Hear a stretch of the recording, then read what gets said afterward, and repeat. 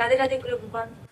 गुरुदेव, हम जिस क्षेत्र से आते हैं वहाँ मांस मदिरे का सेवन स्वाभाविक होता था। इससे माता पिता और जो पारिवारिक जनता करते थे। आपका सत्संग सुन के सबने छोड़ दिया। महाराज जी, जब से मैंने आपके नरकों का वर्णन सुना है तो मुझे अपने परिवार माता पिता के लिए बहुत डर लग रहा है। महाराज जी, ऐसे में वो क्या करें और मैं क्या करूं कि अभी सुधर जाए? नाम जप, नाम जप। माता जी छोड़ दी है, लेकिन उनके मन से नहीं गया है। ऐसा लगता है कि मैं चली जाऊँ, तो मेरे डर से उन्होंने छोड़ रखा है। लगता है मैं चली जाऊंगी तो फिर खाना शुरू कर देंगी।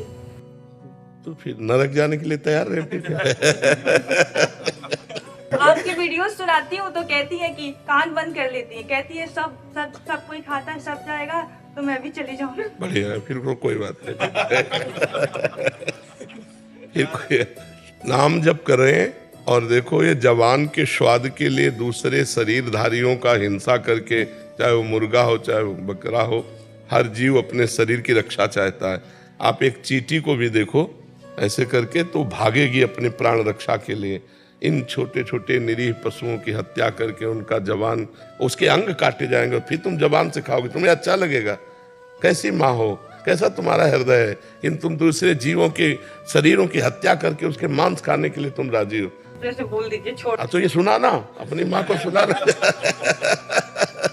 हाँ, तो मुर्गा तो बकरा इन खाने में नरक जाने के लिए तैयार हो, दूसरे की हिंसा बर्दाश्त कर ले। अपने बेटे तुम्हारे को एक थप्पड़ कोई मारे, उस माँ को कितना बुरा लगेगा।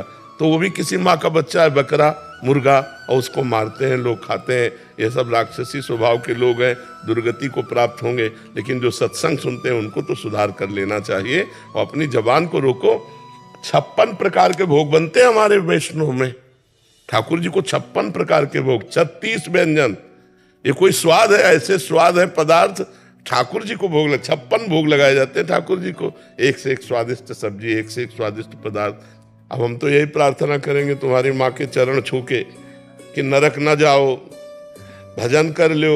सुन के आपके मुख से बहुत डर लगता है कि उनके साथ भी ऐसा होगा। तो नहीं, वो होगा पक्का। अवश्य में भोक्तव्यम कृतम कर्म शुभाशुभम, अवश्य में भोक्तव्यम। भोगना तो पड़ेगा जीव को।